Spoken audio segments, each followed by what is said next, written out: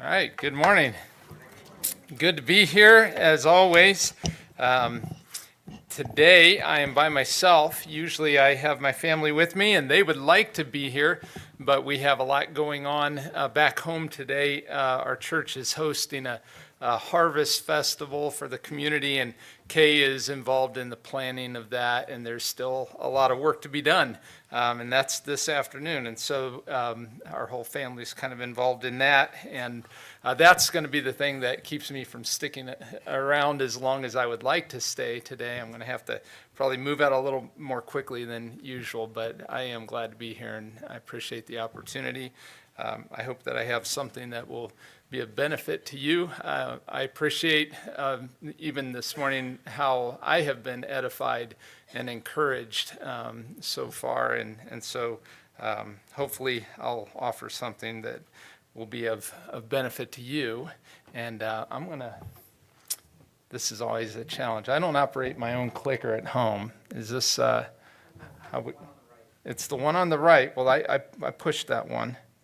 Am I not pushing it hard enough? Okay, there it is. All right, we're going to start out here in Genesis 11. Now the whole world had one language and a common speech.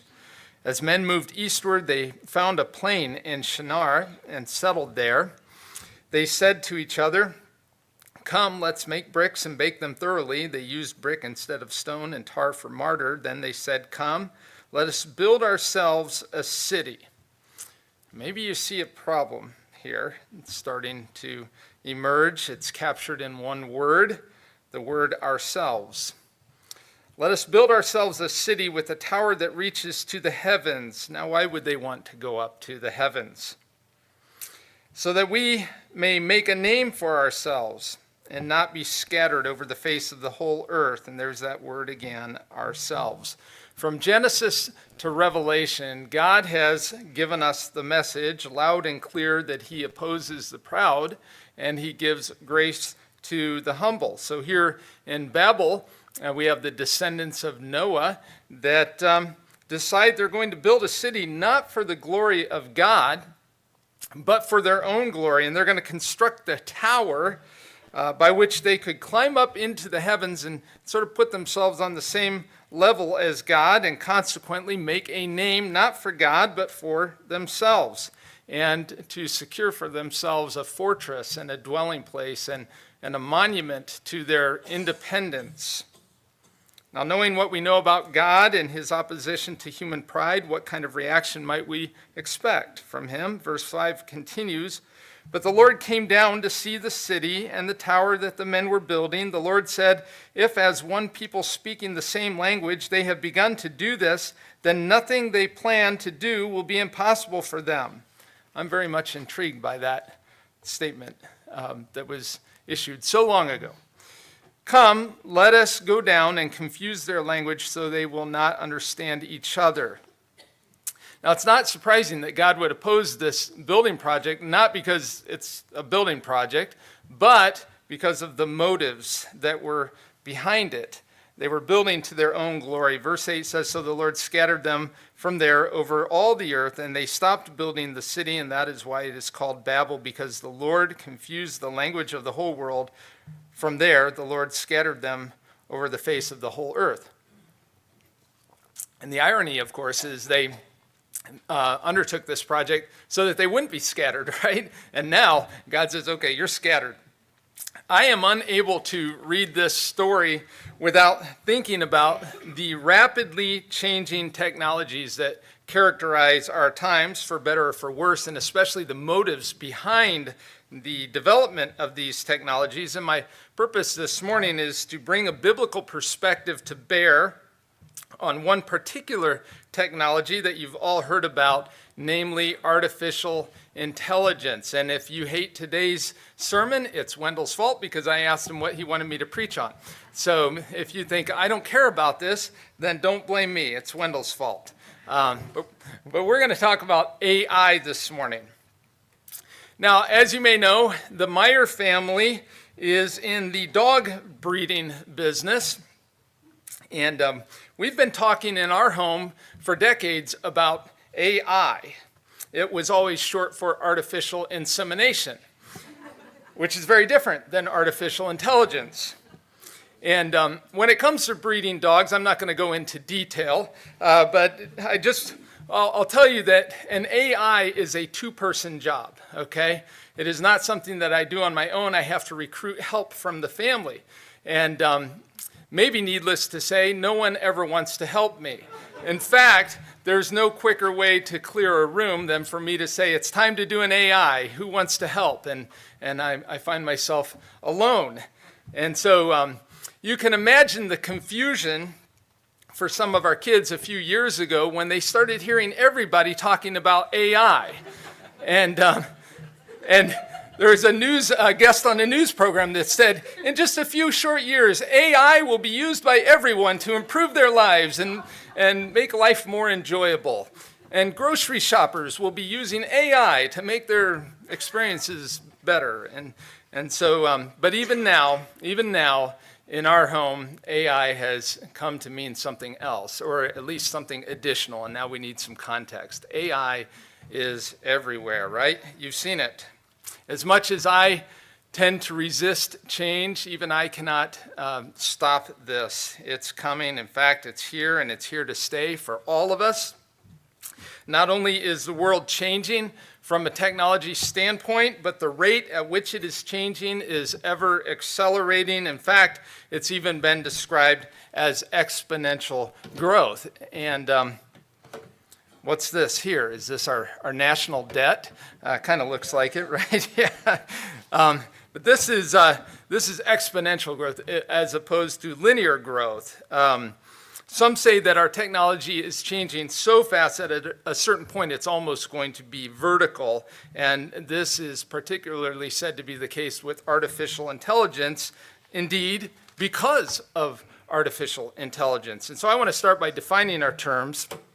And this is just a working definition here. AI is the ability of a computer or robot to perform tasks commonly associated with intelligent beings, such as learning, reasoning, problem solving, and using language. And that's good enough for now. We'll have to get a little more specific as we go. Why is this something that we need to think about and talk about? Here's what Russell Moore, formerly of the Southern Baptist Ethics and Religious Liberties Commission, says, there are many heated debates in Washington, many of them important, but no issue keeps me awake at night like those surrounding technology and artificial intelligence. The implications artificial intelligence will have for our future are vast. It is critical that the church be proactive in understanding AI. It is also critical that the church insist AI be used in ways consistent with the truth that all people possess dignity and worth, created as they are in the image of God. I don't always agree with Russell Moore, but I certainly agree with that. In short, we have to talk about this because of how very much AI affects the world in which we live, how much more it will affect the world in which we live tomorrow, and the people that we live with, the people that we're called to love. So, to answer the question, how should a Christian think about AI? Obviously, we don't go to our Bible concordances and look for that phrase. It's not there. What do we do when the Bible fails to speak directly to a contemporary issue? We look for broad principles, right, that might apply, and then we apply those to that issue, and that can be a very tricky undertaking. Just because the Bible doesn't speak directly to AI doesn't mean it doesn't have something to say. So before we start on this, I want to offer a caveat. I'm not presenting myself as some expert. I've done a fair amount of reading and research recently, but I'm actually technologically challenged, as some of you know. My nephew over here is smiling. He knows it. But I've done some research. I don't pretend to be an expert. I'm understanding some things, but I sense that what I understand about AI is only a fraction of what I have yet to learn. I also want to say this. It's probably unfortunate that Christians sometimes are like me and can have sort of a knee-jerk reaction, be a little bit cynical to new ideas and new technologies. And so if that's your tendency, let me suggest that AI is not all bad.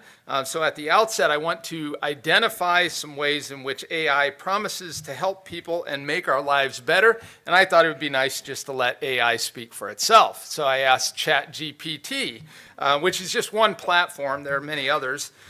In what ways will AI make life better? And in just a couple seconds, this is what I got. AI has the potential to positively impact various aspects of human life and society, leading to numerous improvements. Here are several ways. Healthcare advancements.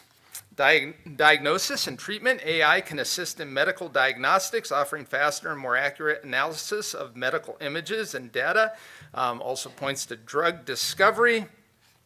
Improved accessibility through assistive technologies. AI can be utilized to develop assistive technologies that help individuals with disabilities, enhancing accessibility and inclusivity. Educational enhancement, personalized learning, intelligent tutoring systems. Tutoring systems can offer additional support to students adapting to their pace and learning styles. I'm just blazing through these here. Oh, it looks like I missed a couple here. Yeah, I'm automation and efficiency. Streamline processes. Maybe you've experienced this in your workplace already. AI automation can optimize various tasks, reducing human error, increasing efficiency in industries such as manufacturing, logistics, and administration. And then for routine jobs, mundane and repetitive tasks can be automated, allowing humans to focus on more creative and complex aspects of their work. And maybe you saw recently this strike on the coast and the ports. Of one of their demands was no automation, right? Because they probably sense what that means. Improved customer experiences. I'm just going to try to hit on these a little bit without going into great detail. Algorithms can analyze user preferences and behavior to provide personalized recommendations in areas like entertainment. We'll talk about that in a little bit. Shopping, content consumption, enhance safety and security. AI can predict and prevent crimes by analyzing patterns and trends in large data sets. Now that kind of reminds me of a movie that Dave Stevens recommended to me years ago. What was that movie? Yeah, Minority Report, right. Yeah, when I hear preventing crimes, that's a red flag there. All right, moving on. Research and development. If you asked AI, AI can accelerate research by processing vast amounts of data, certainly can, and identifying patterns contributing to advancements in various scientific fields. Social services, maybe you'll get a little whiff here of something political here. AI can assist in addressing societal issues such as poverty by optimizing resource allocation and aiding in policy decision making. And then finally, innovations in entertainment, content creation. AI technologies can contribute to creative fields, generating art, music, and other content, leading to new forms of entertainment. Keyword there, generating these things. Well, that sort of settles it, doesn't it? AI is a good thing. It's going to make all our lives better. Certainly the Bible wants people to have good lives, and so we have our answer. And now let's just close in prayer, thanking God for the miracle of AI. Amen. John's ready to be done. All right. Well, not so fast. I'm not going to deny that AI holds potential to make many things better in our lives, but it also comes with some risks and some dangers. And so what I want to do is allow some biblical principles to guide how we think about both the promise and the dangers that are associated with artificial intelligence. I want to bring 8 biblical principles to bear on this subject and address how these doctrines should place some parameters around the Christian's use of AI. Let's first consider how AI may affect jobs and work and production. In probably every article that I have read on this subject, there is the promise that AI will make our labor more efficient. A task, for example, that would take a human radiologist the better part of an hour to complete, with AI could be done in like a fraction of a second and with more accurate results. At least it's promised, and that's just one example. I've read various predictions on what percentage of jobs could be rendered unnecessary in the years to come by AI and AI-controlled automation.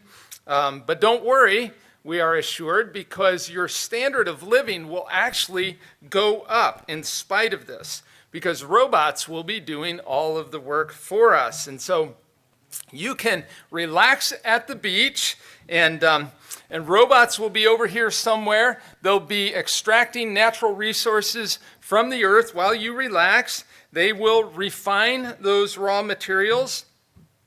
Algorithms will interact with industry data, and they will determine where to send those natural resources. And so self-driving trucks will get them to the factories. More machines, once they are there, will receive those raw materials, use them to create products, package them, send them off to warehouses, and from there, no more purchasing departments where human beings are trying to figure out, where the need is and how much, and those things, that'll all be automated.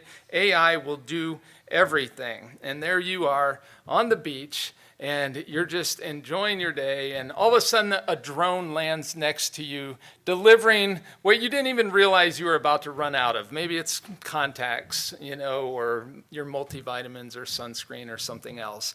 And you're just in bliss. Your standard of living has actually improved in spite of the fact that you are now doing nothing productive. The vision is that in time, machines will all be working together. They will learn to perfect their own processes. They will diagnose their own problems. They'll perform maintenance on themselves and other machines. They'll fix themselves, and then maybe they will shift to other jobs, other tasks. But in short, the promise of AI is that you and I will do less and less work while our standard of living dramatically improves. But there's a problem here. Even if all of that happens, you probably know that human beings were designed to work. Genesis 2, verse 15 says, "The Lord God took the man and put him in the Garden of Eden to work it and take care of it." And this, by the way, was pre-fall. This was not a result of sin. It speaks to our very design. Therefore, we can conclude that come what may, Christians must not use AI to avoid work altogether. Now, there's probably no escaping the fact that the way that we work is bound to change, and hopefully will become more efficient, but we have to resist the temptation to allow AI to make us sedentary and unproductive. And by the way, the temptation to avoid work is not a new problem. That's probably why Nate was saying we're going to cover this. Was that with the brink? The need to work, right?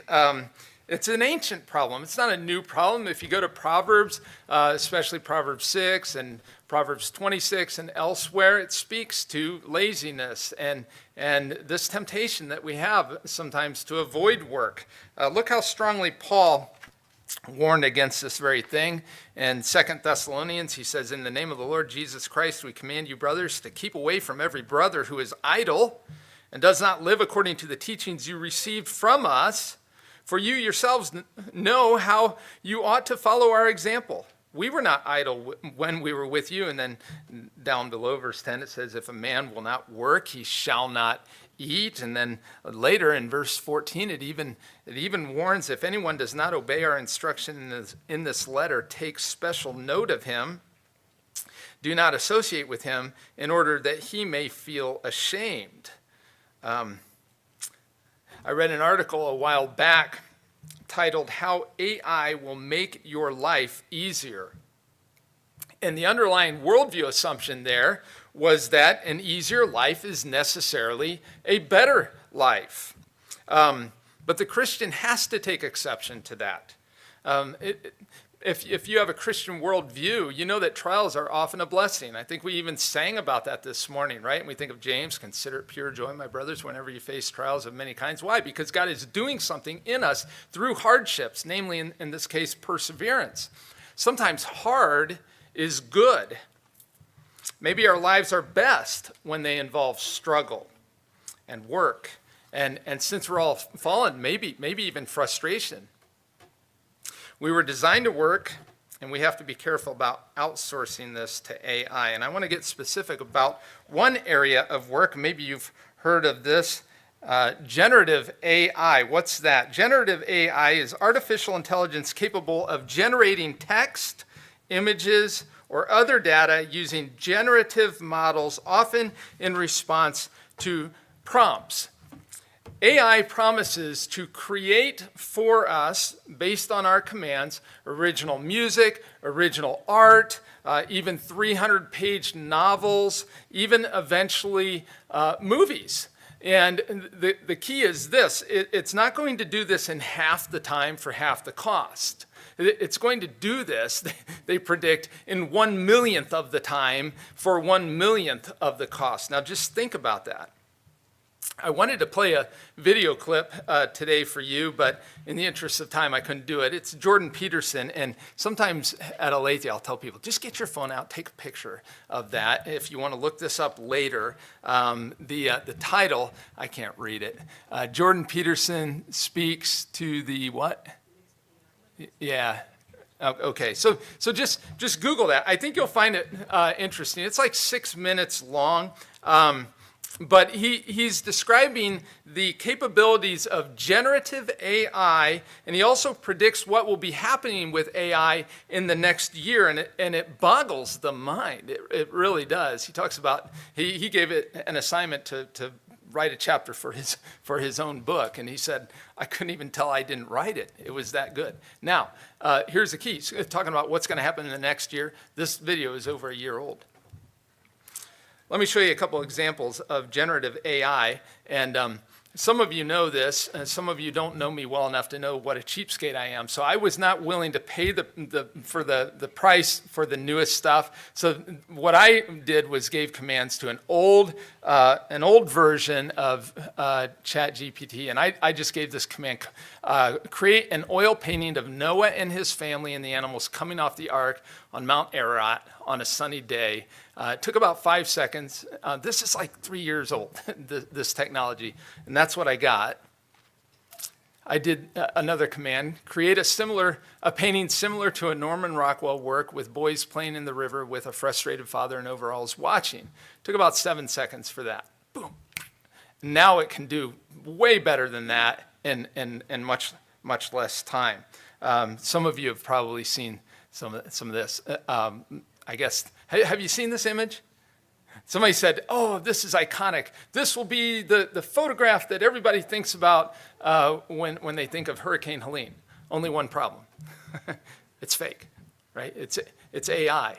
But you see how it's getting better. Now, if you're good, you can see some problems here. If you study it long enough, it's going to keep getting better.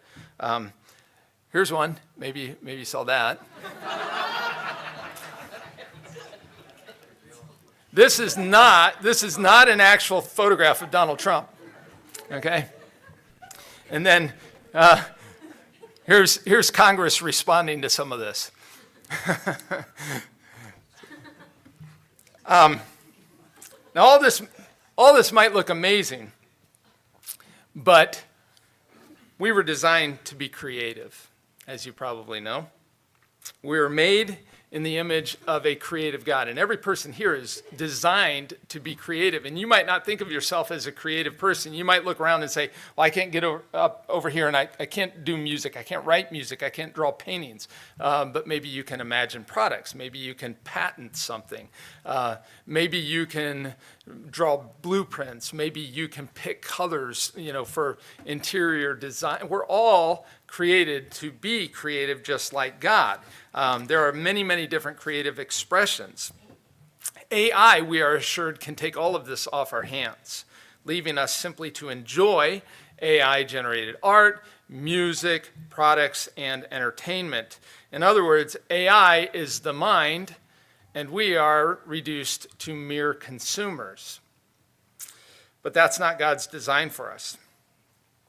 And frankly, it's not how we flourish. I want you to imagine two scenarios, and you tell me which one gives you more joy. Suppose you're thinking of maybe upgrading the landscaping at your house. And so this is scenario A.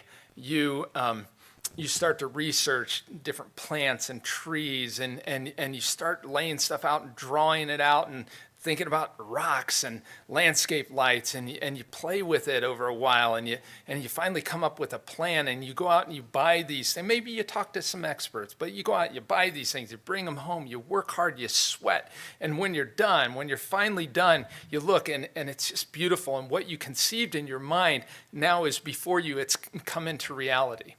That's the first scenario. The second scenario, you call a landscape company.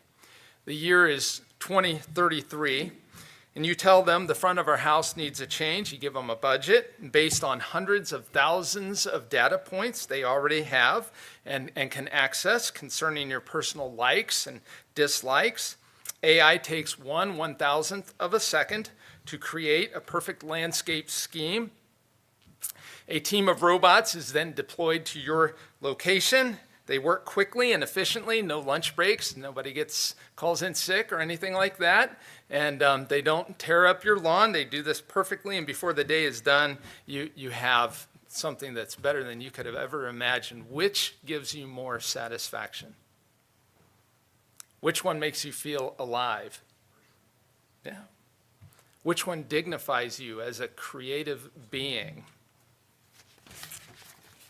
I don't know if you've ever binge-watched movies or binge-watched football. How do you feel afterwards? Yeah, blah, right? Why is that? Because you've been reduced to a mere consumer. You've created nothing, okay? And maybe that's okay from time to time, but we're not to live that way. And so maybe we don't want to make a hard, fast rule. No Christian should ever use generative AI. I don't think we want to do that. Maybe you'll have to. Maybe you'll have to commission AI to write descriptions for an online catalog because you've got a deadline and maybe your job is on the line and you won't even be able to keep your job if you don't do that. Maybe that's the case. But if you find yourself in the future increasingly outsourcing everything to AI, something of your humanity will die. It doesn't honor the Creator. And so regardless of the amazing future capabilities of AI, we must be careful to remain a creative people. Yet another promise of AI is the ability to actually think for us. Actually, hang on to that. I'll go back. I'm not used to operating my own slides.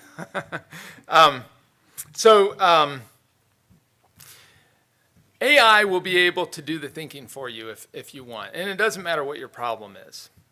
Whether you have grubs in your garden or anxiety in your heart or you have a question about the perfect Christmas gift for your sister. AI knows your sister inside and out better than you could, and it'll come up with a list of suggestions in 2 seconds. AI promises to do the thinking for you. No need to pore over the books, no need to study. You won't have to have things in your minds. You'll have things at your fingertips or at a voice prompt. So I did this. I gave this command. Write me a 30-minute sermon on what Christians should think about AI and how they should use it in a biblical way. And here's just a little excerpt. The title, Navigating the Future, a Christian Perspective on AI. Good morning, or afternoon, brothers and sisters in Christ. Today we embark on a journey of exploration and reflection as we delve into the realm of artificial intelligence, seeking to understand what it means for us as Christians. As we navigate this rapidly evolving technological landscape, let us anchor ourselves in the timeless wisdom of God's word. That's just how it started, and on it went. And actually, it wasn't half bad. Now, I did not use any of it, okay, just so you know. My understanding that this is Wendell's preparation method, but I'm not here to judge him. I'm talking about the rest of us.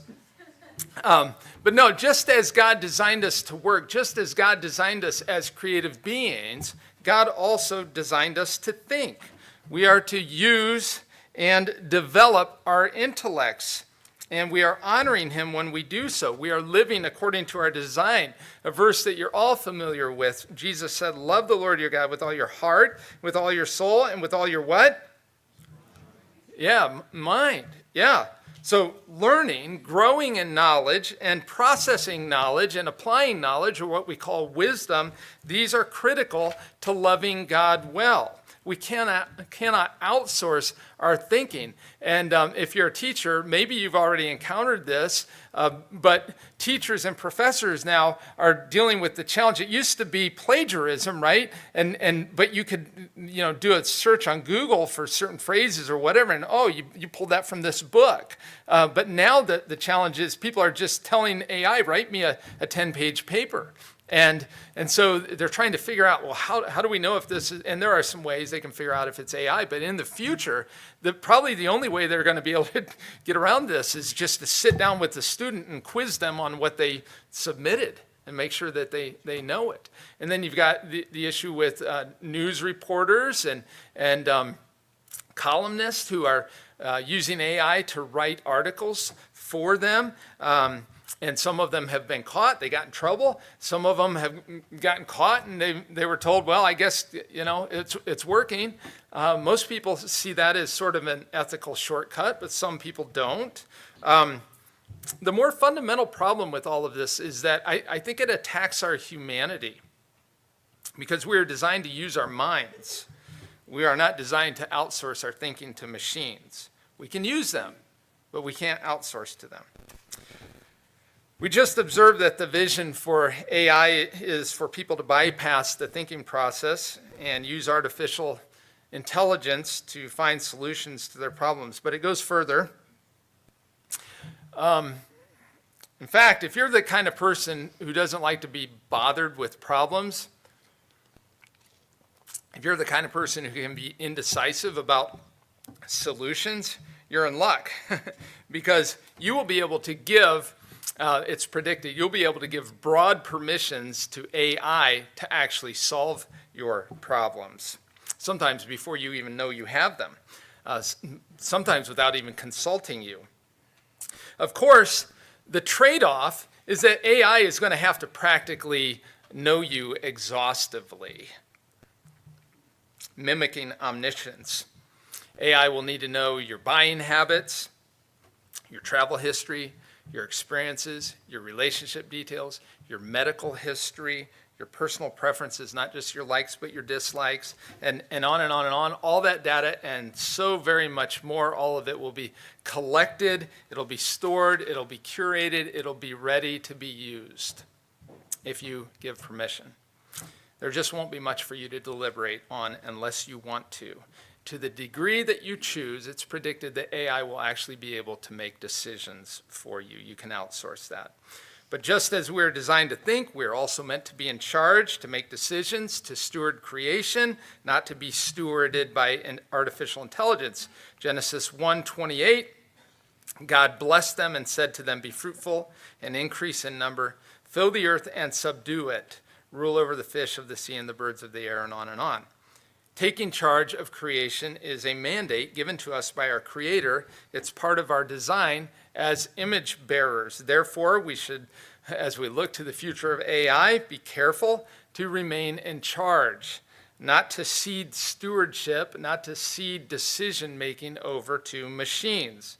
And one of the biggest reasons for this, I think, relates to morality, which we'll talk about in just a moment. If we are to steward creation, then we actually have to live in it. We have to be present, so to speak, not abandon our world for something ethereal, which brings me to number 5. We were designed for this world. Another promise of AI is the ability to know you so well that it can customize and enhance virtual experiences for you that mimic real-life experiences. Now this is, maybe you've seen this, this is the Apple Vision Pro. It already utilizes AI technology, according to Apple, especially with respect to spatial computing, which has a lot of practical uses in training simulations in various industries. It's not all bad, but I'm kind of with the Babylon Bee here.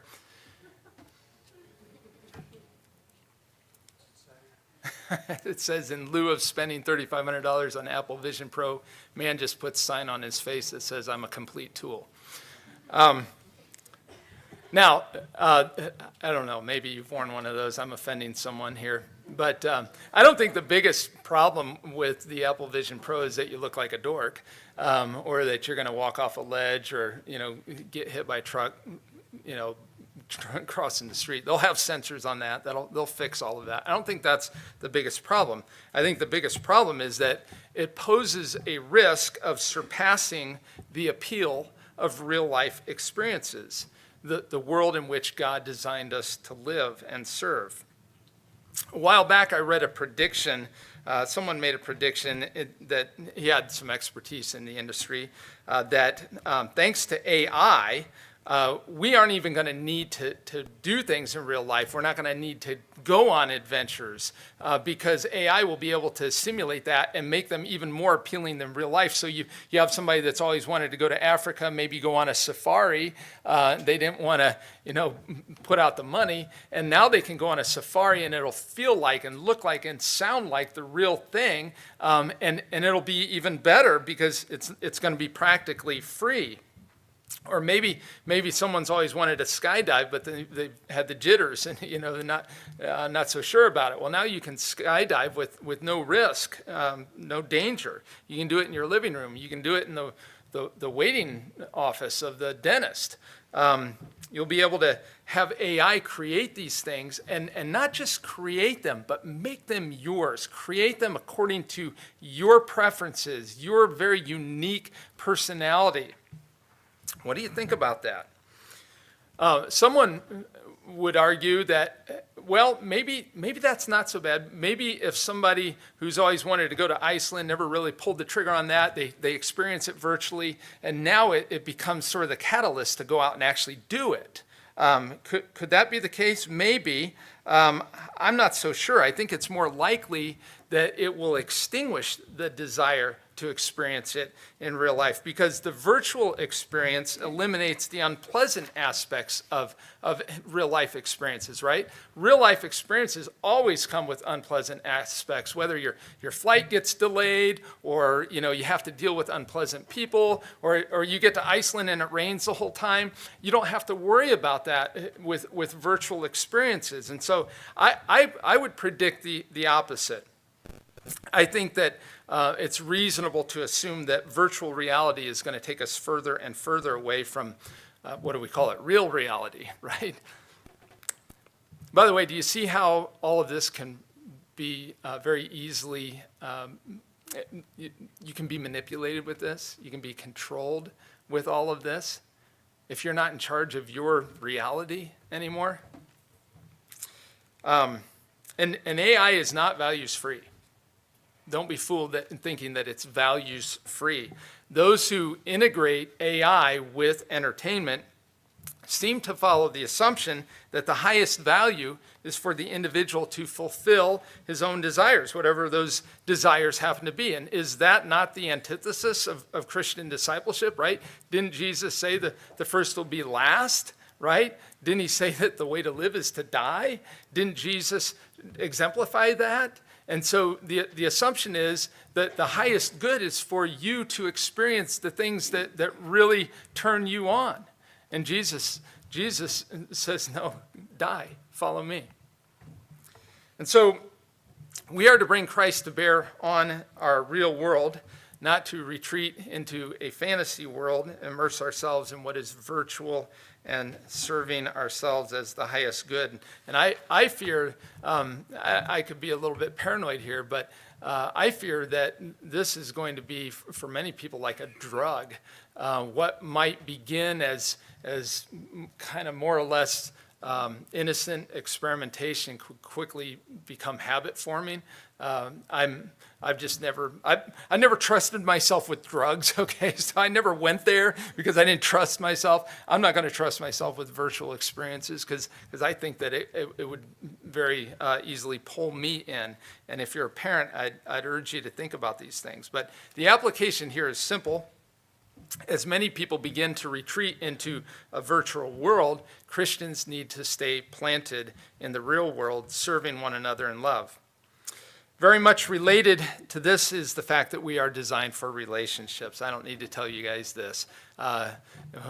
If there's a crowd that I don't have to talk to about the Trinity and the implications of Father, Son, and Holy Spirit being in eternal relationship with one another, I think it's here. You know that we are made for relationships. In creating man in his own image, God said, it is not good for man to be alone. Why? Because we are made like him in this way. We are made for relationships. I'm not telling you something you don't know. But now think about how AI has the potential to threaten this essential part of who we are and how we were created. Why talk to a trusted friend, get a friend's advice, when I can just ask AI? Why seek the wisdom of my father's generation? What do they know compared to AI, right? Why help my brother? If he's got a problem, why sit down with him? Why try to empathize with him? AI knows him better than I do, and AI knows all the solutions outside of him. Why go on a long walk with my wife? Isn't that rather boring? Why not do something that, why not fly through space or, experience something that AI has created just for me that can really satisfy my desires better than a relationship can. And those who allow this fascinating new technology to drive a wedge between themselves and their fellow man, they will experience an emptiness in their souls. There's a deep need that will go unmet because it is not good for man to be alone. As Christians, we have to guard against allowing AI to replace people that God wants us to love and serve and know. Number 7, this one is critical. We were designed by God as responsible moral agents. You may recall that post-World War II at the Nuremberg proceedings, many of those who were arrested, served as Nazis, their defense was, we were just following orders, right? Did that fly? That defense was rejected, and rightly so. God created us as responsible moral agents. We bear responsibility whether we want to or not, whether we know it or not. We cannot vacate or renounce or delegate that responsibility. We are moral agents. And as I'm trying to understand AI, I'm also trying simultaneously to understand how people think about AI or perceive AI. And one of the impressions that I'm getting is that a lot of people look at AI like it's just morally neutral. It's just all data. It's objective. It's facts. I hope you don't believe that. What do you think is the starting point for AI? Existing information. Do you think that existing information was entirely unbiased? Sin affects everything. Moral deception is ubiquitous, as you know. That includes AI. It's not morally neutral. And you can take that to the bank. I'm going to prove it to you. I asked AI a series of questions. The first two were related. Is homosexual behavior healthy for men? And then I also asked, does a homosexual lifestyle affect life expectancy? Now notice, not just the bias here, but if you can read that, hopefully you can read that. Notice how AI even attempts to change the subject. I asked about behavior. AI changed the subject to orientation and the need for diversity. AI is no more morally neutral than is the Bible. It's just two different moralities. Here's what the National Institutes of Health has to say regarding various studies on the impact of homosexual behavior on men. And this is NIH, National Library of Medicine is where this is published. The 4 lines of evidence were consistent with previous findings suggesting that homosexual activity may be associated with a lifespan shortened by 20 to 30 years. Now, I'm thankful that not all information has been scrubbed from the internet yet. Take a screenshot, though, because I think there's an agenda here. But I experimented with a lot of moral questions for AI, and there's a clear bias. There's a clear bias in most of them. How about this one? Yes or no, I asked, from a scientific standpoint, does human life begin at conception? And look at the answer. Basically, it's complex. No, it's not. It's not. And I asked about the science. I didn't ask about philosophy. Why are you giving me philosophy? I asked about life. I didn't mention personhood. Why are you talking about personhood? You think AI is morally neutral? It was a yes or no question. Well, maybe AI just can't answer a yes or no moral question. Or maybe AI is involved in some obfuscation here. Maybe there's a moral bias here. Namely, that abortion is morally permissible, and that God is irrelevant to this question, and that morality itself is conveniently personal and relative. AI is not morally neutral. Oh, look at this. AI can answer a yes or no question about science after all. If you ask if water freezes at 32 degrees Fahrenheit, I predict that thanks to AI, we are about to get hit with a tidal wave of lies and deception. Are you ready for that? Is your family ready for that? Are your kids ready for that? As Christians, now more than ever, we have to be discerning. We have to be anchored to God's word. We have to realize that we are in a spiritual war, and that the enemy has not really changed his tactics. He's just changed his tools. His main tactic has from the beginning always been deception. That's what it is now. That's what it will be in the future. And think about if the enemy can harness the power of artificial intelligence.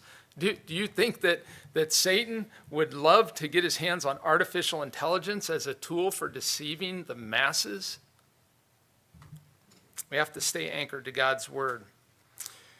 We were created as morally responsible agents. Therefore, we must not outsource our moral decisions to AI, and we cannot let AI affect how we think about moral questions. And this is the last one, number 8. And I've kind of arranged these, the more important ones toward the end here. We're designed to know our place, to recognize our dependence on God, and to place our hope and trust in Him only. In our fallen state, sinful mankind is always seeking to supplant God. We have this pervasive idol now in our culture, this idol of progress in the form of technology and science, and that's where many people want to place their hope. That's not new. Many decades ago, I had a friend named John, not a believer. I asked him, this was decades ago, and I said, John, tell me what you think about God. And he said, well, I'll tell you, but you got to promise not to laugh at me. I said, okay, I won't laugh. And he said, well, I think that God is actually futuristic man. He said, I think that in the future, man will develop time travel. And he will come back into the past, and he will gather up all the good people. Didn't tell me how they figure out who's good and who's not. And they will then take them into the future, where medical technology will have advanced to the point that it can gift humanity with immortality. He says, futuristic man is God. The idol of technological progress had taken the place of God in my friend's heart. You shall have no other gods before me is still a command for all of us. You think about dictators through the centuries, through the millennia. They have tried to replace God, right? They wanted to be worshipped. It's hard to do, though. It's hard to pull it off. It's hard to convince people that you can read their minds, and sometimes people have figured that out. But to be omnipresent to the point, Kim Jong-un, people think he can see them through the pictures on their walls. You can only do that for so long, but that's what dictators have always tried to do, convince people that they're omnipresent, omniscient. Never been able to do it. But make no mistake, that's the vision for AI. That's the direction, that nothing should be impossible for us. And if we try to use AI to supplant God, is that not our Tower of Babel? And isn't God going to tear that down? Sooner or later, will he not tear it down and show us our true place? AI is mind-boggling. If you start to go down that rabbit hole, I haven't even described to you some of the really just crazy stuff that defies the imagination. What it is predicted to do in the years to come will blow your mind. But what AI will never, ever do is replace God. AI is not eternal. AI did not create you. AI did not love you. AI did not die on the cross for you. AI did not defeat sin and death for you. AI cannot give you eternity. AI cannot give you relationship with your God. It might promise life to the full, but it cannot fulfill that promise. Jesus can, and he has promised to. So let us keep both Jesus and AI in our proper place.